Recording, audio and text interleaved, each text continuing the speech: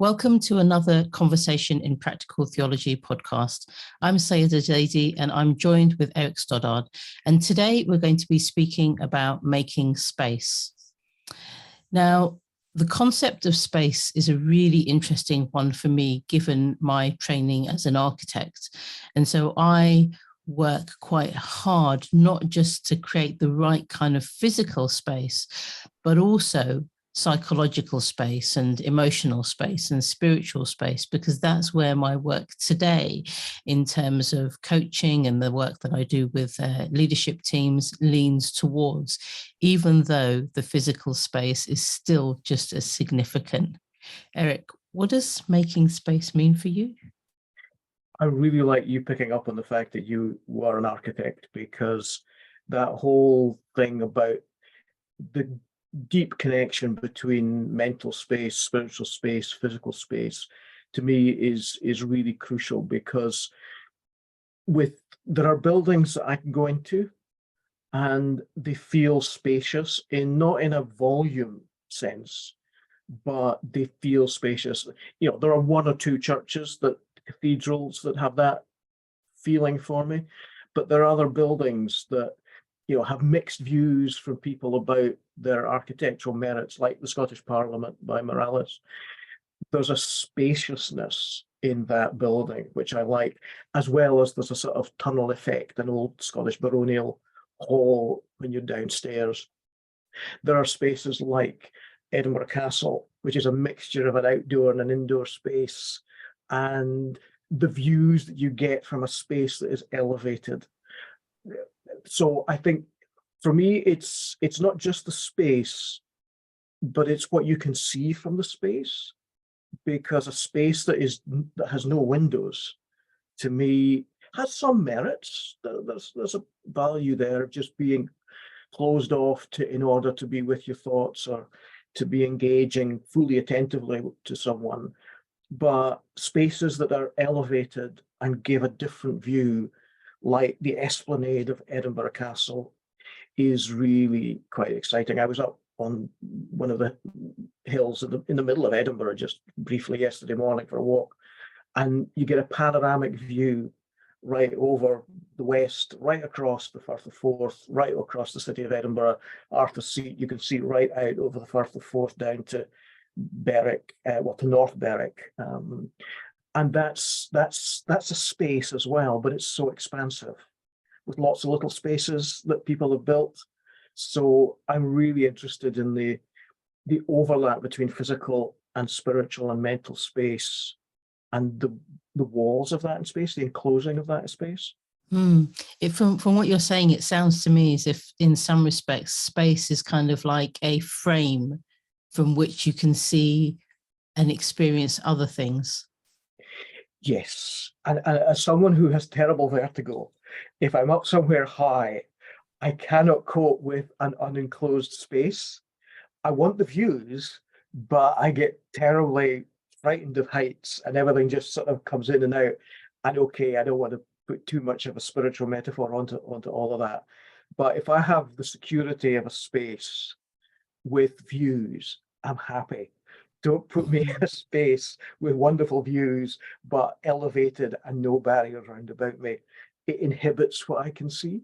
I think and it's interesting because for me, listening to what you're describing about the kind of barriers, for me, then kind of leads me towards having some form of a handrail or a protection. And what do I mean by that? So I remember when we went to the Grand Canyon, and there's lots of spaces within the Grand Canyon where there is no protection and no barrier. And so the question then is, what is it that where's the risk? How far can you go before it becomes really dangerous? And if I was to bring the kind of theological perspective into that, then for me, my handrails are the pillars of Islam. That's the thing that kind of enables me to hold on to something. It gives me some protection. It gives me some safety as I venture into the metaphorical unknown of this world. Yeah, I've also visited the Grand Canyon, and remember attempting to even walk a few yards down the path that leads all the way down, and I was plastered against the back wall. I just couldn't move because it was too scary. As a Christian practical theologian, I've got a different view, I think, just personally, on the boundaries and the barriers and the safety rails, because for me, I see part of what I do as a practical theologian is actually dismantling some of the unhelpful, unnecessary, overcautious, or just simply out of date barriers that Christian theology has put in the place of people's reflecting. So I'm much more brave when it comes to that sort of dismantling barriers than I would be in physical space, I have to admit. Yeah, that's really interesting, isn't it? Because as you were saying that, I was thinking there are lots of kind of handrails and protective measures, inverted commas, that have been put into lots of different religions.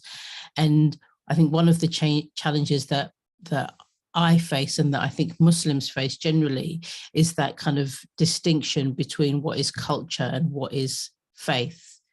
And I would argue, both fortunately and unfortunately, many aspects of culture have then kind of become regarded as faith, and that's where some of the challenges exist. So, you know, I would argue that in many respects, Islam is one of the biggest advocates for women, but because of some of the kind of cultural aspects that have kind of seeped into the religion, many people no longer see that, you know. And so it is that maybe what I suppose what I'm trying to say in the context of space is that realizing what is essentially there and what is an add-on. Mm-hmm. And why those add-ons are there. That's what always intrigues me as a Christian practical theologian. Why have some Christians been so frightened about that sort of space? Yeah. The barriers that Christians have put up in terms of the participation of women, as just one example, and the ways in which those barriers get culturally reinforced and then become identity markers and then become part of cultural wars. And then people have to rally to those markers instead of to the space that faith is supposed to be trying to exhibit and offer to people. I think one of the interesting things for me about space is the idea of, so for example, in Islam, the Prophet Muhammad, peace and blessings upon him, would often go into retreat. And he would go into the caves of Hira, or kind of just find space for him to be in seclusion as a way of being reflective and thinking and getting closer to God in some respects. And one of the things, why am I bringing that up now? Because Ramadan had just ended a couple of weeks ago. And one of the things that we, if we can, that's in a very important caveat, if we can, is to find spaces to do something called i'tikaf. And i'tikaf means spiritual seclusion. And so you kind of just find either pockets of time, or you can actually go to the mosque and be in some form of a seclusion for 10 days, or the last 10 days of Ramadan. And it's fascinating for me, the notion of seclusion, because you're kind of putting yourself in a space where you can connect with God. But that doesn't mean that you have to stop some of the day-to-day. So there is a way that you can do that and still go to work and perform your functions there. But there's also a way, which is what most people do, which is literally to go in and to be in a seclusion with, you know, a number of other people. And I'm bringing it in because the first time this year, my son did it. And it was just fascinating for me what came up for me, because I was thinking, could I do that? Could I give up my phone for 10 days? Could I go into a space and know that I'm supposed to be meditating on my relationship with God and kind of, doing additional acts of worship, etc., for 10 whole solid days? Yeah, I couldn't. I couldn't. I admire those who can do that sort of spirituality. It's just not me. Now, maybe that's an excuse, but I think there are different personality types can handle that more. Now, whether that's the point of whether you should be able to handle it or not is a different story. But it's not something that I would find myself attracted to do. Getting peace and quiet, but not in that sort of seclusion. That I would struggle with that. See, I think it's funny, isn't it? Because I'd love to be able to do it, but I don't think I could last that full time. And so that idea of kind of finding pockets of time to be reflective and to be by yourself, I think for me is important. But I've also been reflecting a lot on the notion of relationality, and I'm very firmly in my belief that we're not kind of meant to be isolated and by ourselves. And in order for us to be stronger within our own faith, it's about that relationship that we have with others. And so whilst that notion of being in seclusion and kind of deepening your relationship with God is very, very valuable and something that I would aspire to, I think at the end of the day that I know that I develop my faith when I am with others. Yeah, I think there's something about the intentionality and the choice, because there are so many people in our societies who are in seclusion and it's not out of choice. And partly that's to do with the buildings the homes that our society has built, whether they're either multi-story buildings or they could be suburban buildings that are just also self-contained. And there are people who are living in seclusion who have all the time in the world, but it's not a choice. And that big difference, I think, is really crucial. Yeah, I completely agree with you. And where that thought is leading me to is loneliness. I think that they're saying that actually, whilst we've come out of one pandemic, there is another one of loneliness because more people are living by themselves. They're not interacting with other human beings, or if they are, it's at a superficial level, which means that the connection and the kind of deep relationships that once existed are no longer there. And so what you say about the kind of idea of choice, I think, is really important.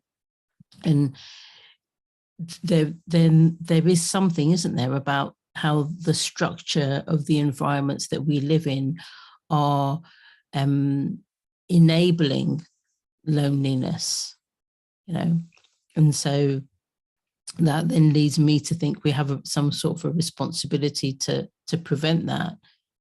But yeah, Elaine Graham, who you and I interviewed just a month or so ago, has done a lot of work about what she calls the spatial turn certainly in practical theology, recognizing exactly what you're saying, that our material environment actually really matters in terms of people's relationship with God, relationship with others. And that there was that phase in town planning that you're going to know so much more about than me, of the utopia of town planning, that everything could be fixed with putting roads in a certain way and segregating different business districts and housing and everything, and those fads, and the utopia of we can fix society if we fix the housing and the material environment. And that is not what Elaine Graham was talking about. She's saying that was a utopian vision. But the opposite of that is not to neglect the physical environment, but to see the importance that the condition of your home in terms of dampness and the provision that is made by the local council in repairs, that really does matter. And it's not about luxuriousness. It's about this matters to people's sense of self, sense of community, and that becomes then a deeply political issue. So that spirituality, politics, that it all becomes interrelated at the level of space. Mm, mm. And I think there's something at the moment about how the design of space and environments and even housing is reinforcing and embedding societal shifts. So, for example, many people are choosing not to have children or cannot afford to have children. And so if I look at London, I'm just more familiar with what's going on here, then the number of 1 and 2 bedroom flats that's available is increasing, and larger accommodation housing or houses 3 beds and above is reducing. And so that then has an impact on what the city is going to look like in the future. That's it. And then if people have to live outside cities but travel to work in cities, the social consequences of all of that, the environmental consequences, and it's like so many things, absolutely interrelated. It feels daunting because there's so many different facets to all of this. But thankfully there are those serious politicians and activists and campaigners who are looking to just do little bits here and there that will eventually hopefully connect and make a bigger difference than the individual efforts themselves. I hope so. I'm going to just do a little bit of a turn in the conversation, if that's okay, to start exploring internal space. Because when I look at the reflections that I did in practical theology, many of them actually were about the space that I was creating within me, to be able to do the work that I do. And I think that, of course, there's, as we've discussed, there's a really significant importance about where we're physically located, etc.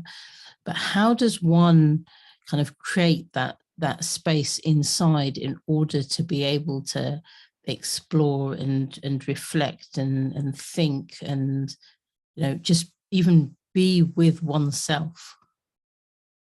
I'm going to use a metaphor here. If like me, you've got a cupboard in the house that you're really worried about opening the door of because everything's going to come cascading out, I feel that that's often my head. If I need to get into a space to write or to think or to do theological or other reflection, it's goodness, if I open that door of my head, everything's going to start tumbling out.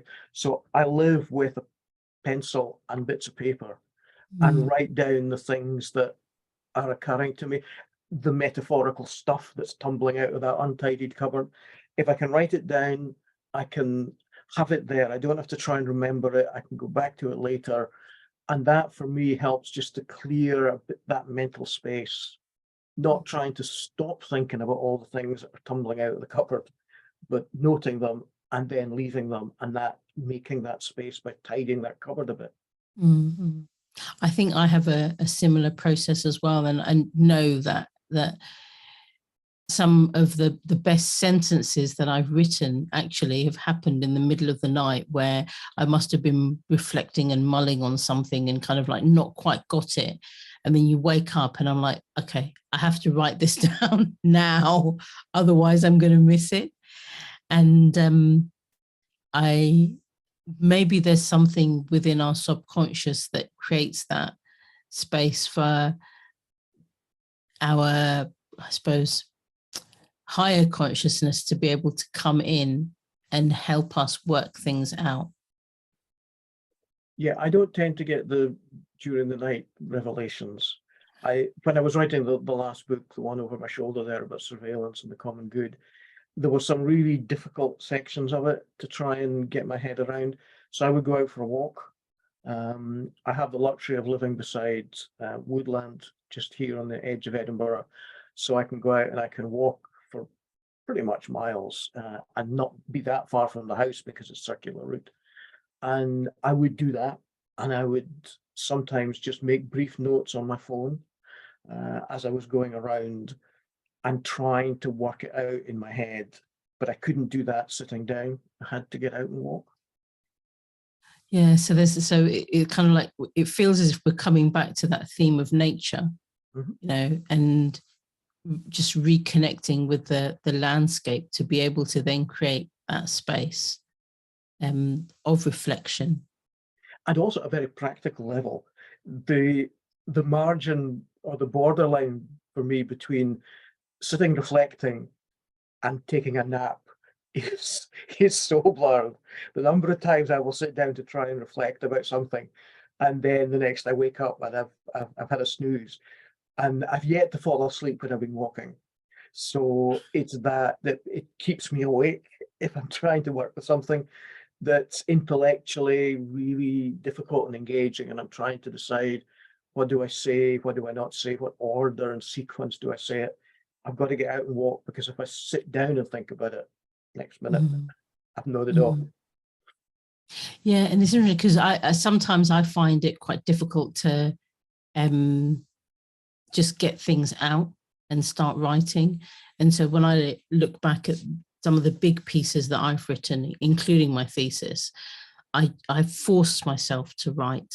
And so my boundary was, or the space that I created actually was an artificial time space. And I used the Pomodoro method and things, and started just with 5 minutes, because the size of the task just felt so huge that I didn't want to go for a walk, and I didn't want to start writing, and so many obstacles were in my way.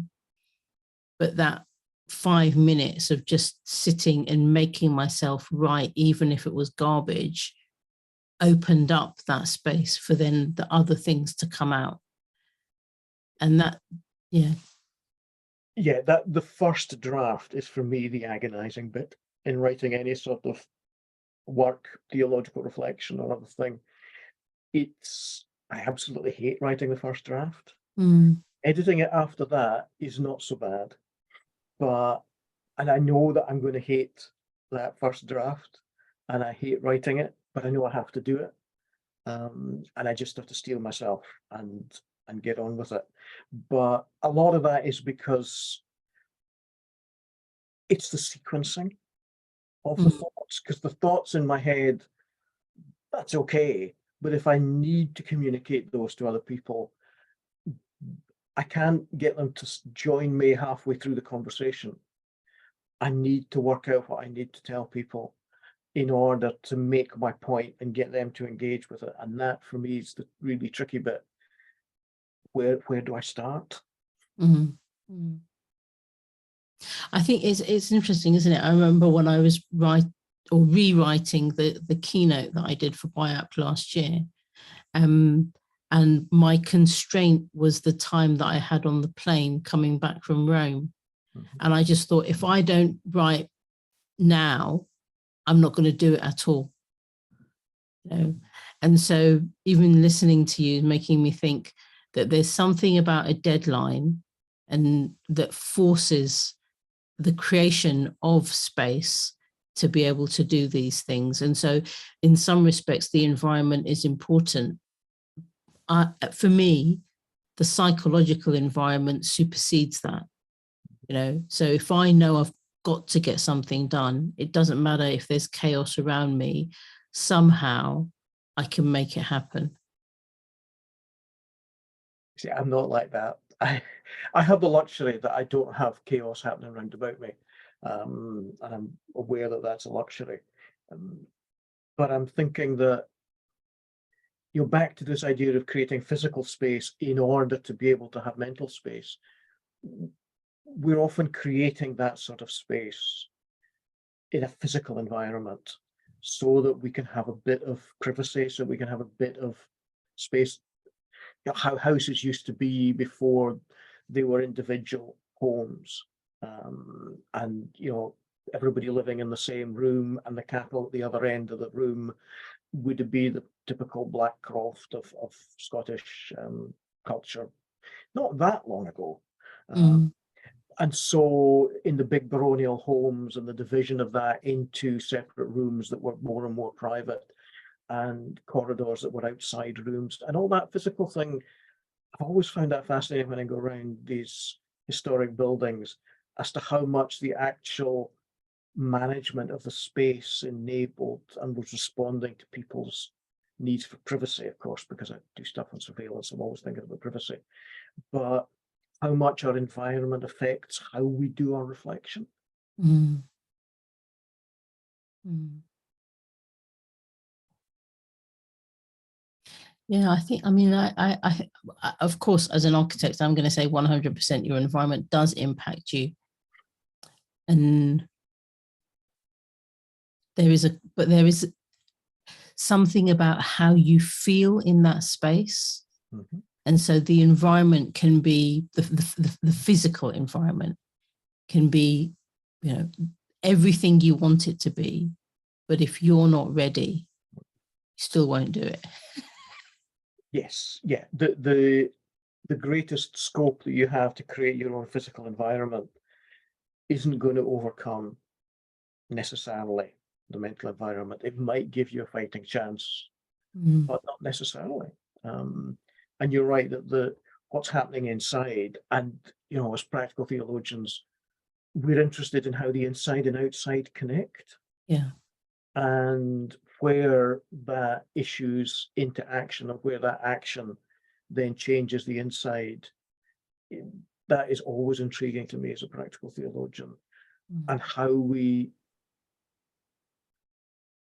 reflection and action are not really, well, yes, they are two separate things analytically, but they're so often happening at the same time that it's a bit artificial to disconnect them, perhaps. Well, I think they're two sides of the same coin. Okay. And so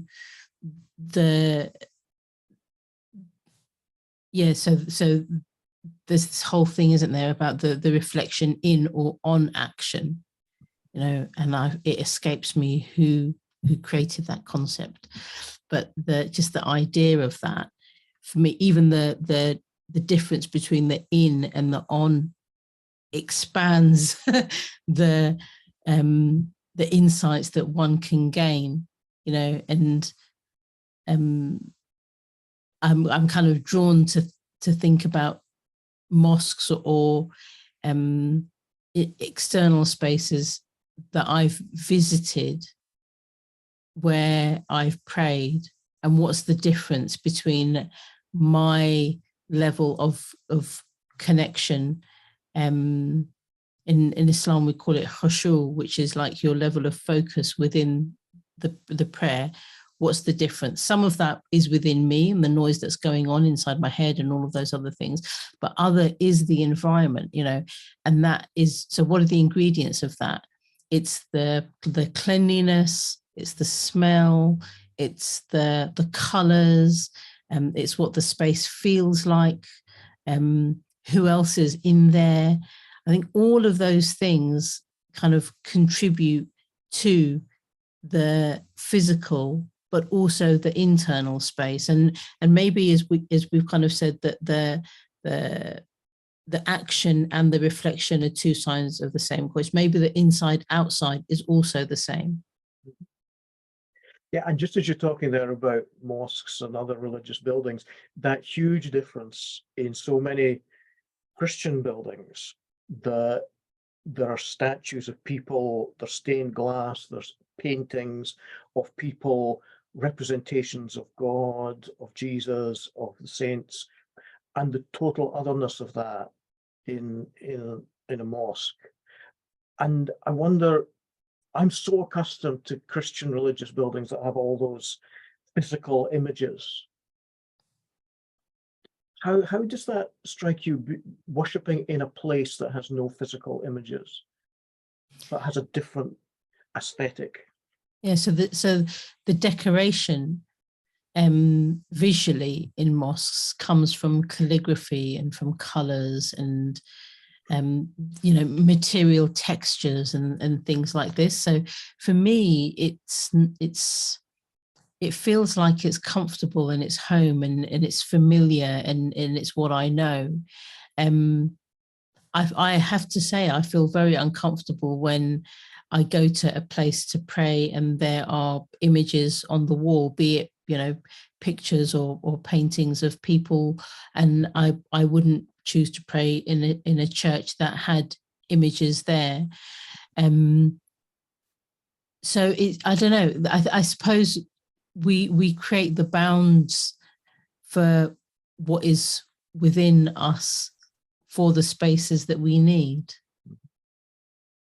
Yeah, because it got me thinking there about the decorating of spaces and things that are distracting and things that are unhelpful and things that are helpful, and how differently we respond through our traditions to different aesthetics and design, and what we do with the interiors of those spaces is also a spiritual exercise, because in the Christian tradition, the creating of icons and the painting of icons and stained glass is generally, at its best, is an expression of spirituality and pointing people towards something away from their ordinary circumstances. But it does get awfully busy. In some Christian traditions, there's an awful lot to look at, and you know that has its own downside, but from a very different tradition. Yeah. It's interesting to hear you talk about the textures and the colors. And it's interesting actually, because I think now there's a deliberate move by some mosques that are being built to kind of bring in the stained glass feature that we have in Britain.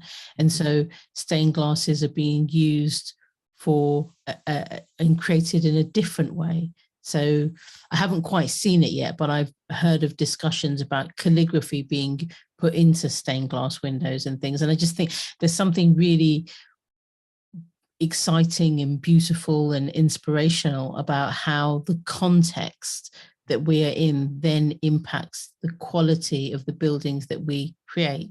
And you know, we're speaking about space, and it would be poor of me not to mention the Central Mosque in Cambridge, which I still haven't been to, but it almost won I think it was the RIBA award a couple of years ago for the quality of the space, and it's the first eco mosque within the UK. I mean, it's phenomenal in terms of the natural use of material and the kind of visuals and the awe of some of those spaces that's created. And it is, isn't it? I'm asking this as a rhetorical question in some ways. It's about the quality and the feeling and the sense that any space that you go into creates within you. It's the emotion.